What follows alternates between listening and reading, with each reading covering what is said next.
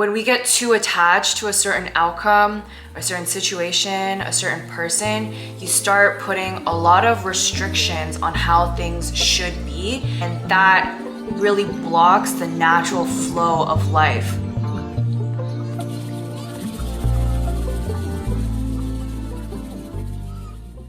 Guys, welcome back to my channel. Today I'm going to be talking about reclaiming your power. I think a lot of us don't realize how much power we actually hold, and I think it's just a matter of realizing it and finding a way to really harness that power and act on it. Number one is to learn how to detach from outcomes, situations, and people. By detachment, I really mean that people and situations don't dictate how you feel, and they don't control the peace that you have within yourself. When you attach yourself to people, outcomes, situations, you are giving away your power to these external things and allowing things that are external to you control what's happening internally. I think part of mastering detachment is understanding that there are some things that you actually can't control. Your power lies in what you can control, and what you can control is internally, not externally. So these outside situations, how other people treat and view you, these are not things that you can control. I'm gonna read a line from this book called Clarity and Connection by Young Pueblo. It's a collection of poems about discovering yourself and learning how to build connections with people. This is the book. It's a little beat up, but it's amazing. Attachment is not having desires, goals, or personal preferences. Attachment is the mental tension you feel when you do not get exactly what you crave. It is refusing to accept change or let go of control. Attachment is also when you try to place restrictions on the unexpected and natural movements of reality. It is a heightened form of the desire for control.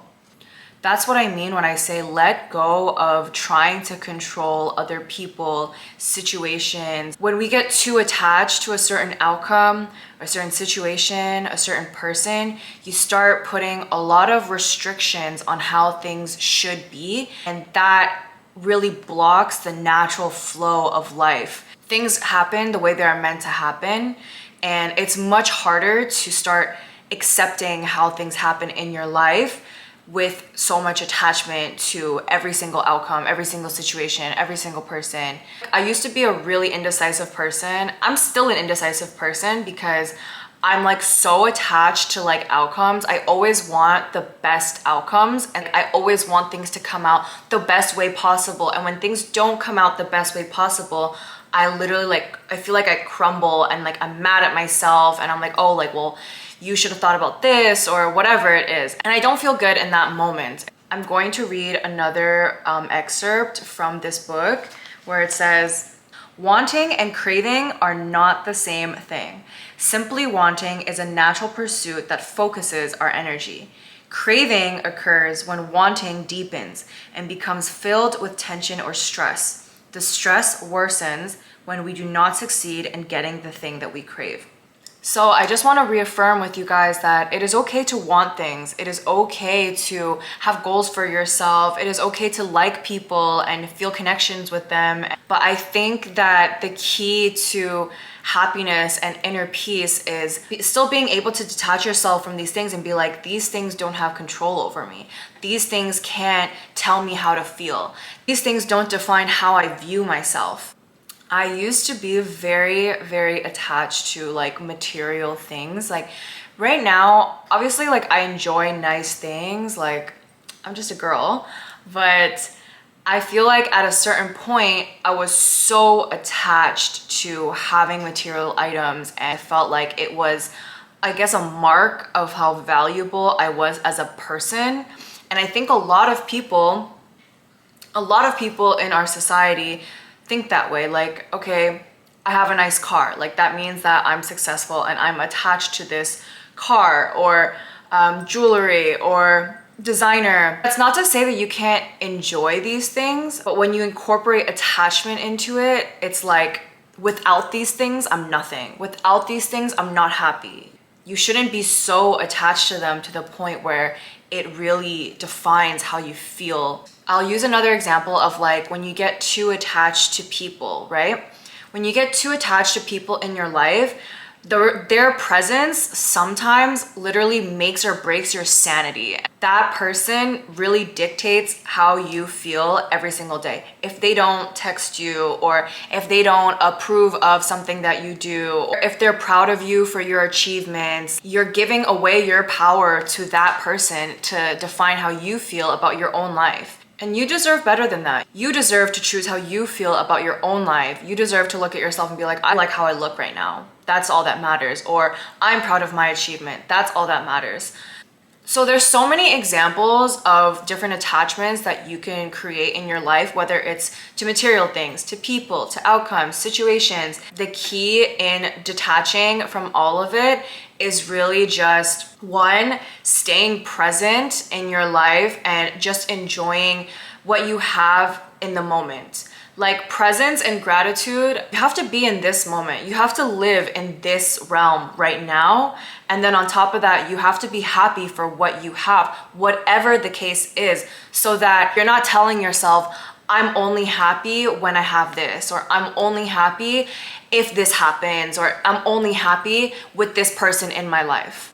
The second thing you guys need to know in reclaiming your power is to know your worth, okay? I cannot reiterate this enough.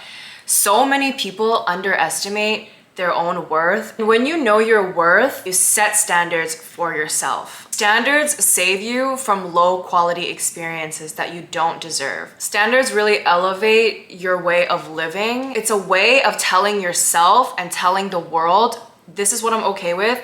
This is not what I'm okay with. I don't deserve that. I deserve better, and that is going to give you so much power to walk through life. But I am very against settling, because I feel like settling is basically a way of telling ourselves that we deserve less than we actually do. You don't deserve better and you can't do better. That's such an easy way to take away your own power. You need to recognize that you set the rules, you set the standard. Don't let situations around you and other people tell you what you should or shouldn't be okay with. And I think sometimes settling also comes with like impatience. Because, you know, sometimes things don't happen the way that we want them to, right? And that's out of our control. So the right person, the right job, it might not be coming as quickly as we'd want them to, because we're anxious and we're impatient and we just want things to happen now. Which is also another reason why we should always cherish what we have, good things when we have them. But because we're unwilling to wait, we're way too willing to settle just to fulfill that immediate desire. For example, you might settle for less in terms of a relationship if, let's say, you know, the person who checks all your boxes and treats you well and all of this stuff is not coming by at the moment. And so you settle for someone who might be a little toxic, who maybe can't commit, but they're giving you attention. Like, no, you need to set standards for yourself, because that person is gonna hurt you in the end. The last thing to sum all of this up is take control of your life. There's so much power in choice. And I don't think a lot of us understand that you choose to put yourself in certain situations, or you choose to be around certain people. And there's power in that choice. Sometimes, yeah, it might sound messed up, but it's powerful to say, like, these people don't deserve my presence. I choose to not be around them. This person doesn't treat me well. I choose to not date them. This situation, this job, this workplace does not treat me well. I choose to not accept this. You're in charge of your narrative. You choose what you engage in, who you engage with. I think this especially applies when we're trying to make like tough decisions, right? And we're so used to making a certain choice that sometimes like we don't even realize that there's a choice to be made. So for example, if you're like a big spender and you're really bad at saving money, that's a choice. Like every time you spend money, it's a choice for you to either spend that money or save your money. For example, like going to the gym after work versus going home and scrolling on Instagram for an hour. Like that's a choice. Choosing to eat out or eat fast food every single day versus cooking at home. Going to see your toxic ex versus spending a night alone. Like these are all choices. You might feel so compelled to one direction that you feel like you don't have a choice, or you feel like you don't know better. But You need to understand that you have the power to choose differently. You have the power to direct your life in a different way. No matter the decision, you have the power of choice, and you just need to realize that. Like, I used to be really bad at saving money. Like, I was a big spender until I realized like I don't have to spend money on the things that I feel like I'm telling myself I have to spend money on. Like, yes, right now I have my lashes and my nails done, but a lot of times, like when I was trying to save money, like, okay, like I wouldn't do tips, like I wouldn't do lash extensions, like, and I didn't think of them as choices. I thought of them as, oh, like these are my living expenses, like these are my necessities. And like I felt so powerless in my financial situation. And then I was like, there are changes that I can make if I just took control of the reality that I created for myself, right? So stepping out of the reality of a girl who needs to have her lashes and nails done every 2 weeks to, okay, like I'm someone who can occasionally get it done if I need to, and you know, save a bit of money the other times. So it's really a matter of perspective and understanding that there are certain choices that you can make that are within your control that you might not even realize. Know how to regulate your emotions and keep yourself in check so that you're not being overwhelmed by other people's presence and situations that happen in your life. Anyway, guys, I'm gonna wrap up this video. I hope it was helpful. I hope that you guys really start stepping into your power. I'm also working on that, and you deserve the best for yourself. Like, I'm not just saying that. So thank you so much for watching this video. If you're new here, I'd appreciate if you could subscribe to my channel and leave a like and comment down below. And I'll see you guys in the next one. Bye.